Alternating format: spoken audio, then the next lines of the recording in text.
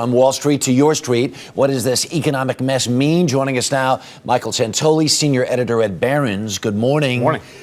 That horrible week last week, do you have any sense that the bleeding has stopped? Has the bottom been reached? I wouldn't say the bottom, but when the markets get into this full panic mode, as they were most of last week, they're looking for any excuse to stabilize and bounce a little bit. It looks like we're going to get that this morning. The markets have been lacking a comprehensive government response across the world. They've had these one-off measures, nothing that was comprehensive before. Is there a sense now, with this infusion of all of this federal money from all these different governments going into these banks, that this is finally the solution?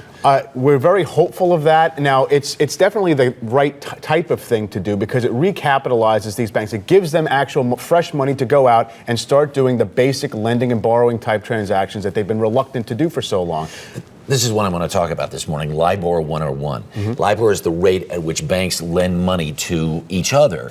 And as long as it's high, which it has been, these banks aren't doing business. And as long as they're not doing business, Main Street can't do business. Exactly. When does this number come down? It has eased back overnight a little bit in response to these measures, but it remains very, very elevated. I do think it's going to be a long convalescence process where these banks get more comfortable lending. And some people are saying that governments are going to have to literally guarantee all banking transactions, even short-term ones, and in fact, maybe even force banks to go out and lend, because you can give them the money, but if they're not willing to go out and lend it, then it doesn't get into the system. This is so much about confidence. This is so much about psychology at this point, because there's everything in the world has been put together to prop up these financial institutions. How do you give confidence to a bank CEO to say, it's time to go back, you're going to start going back to business again? My sense is that confidence follows capital, and we're finally getting these banks in a position where they say, look, we're not going to let you go under, we're going to make sure you have enough capital for now. And then, as I said, they may literally force them to go out and participate in these routine overnight transactions. Is that a little bit of light on the horizon I see out there? Do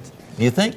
It could be. Maybe. It's we're going to try this morning. You want to see how the day ends, not starts. Thanks very much, Michael Santoli. Do appreciate it. All right.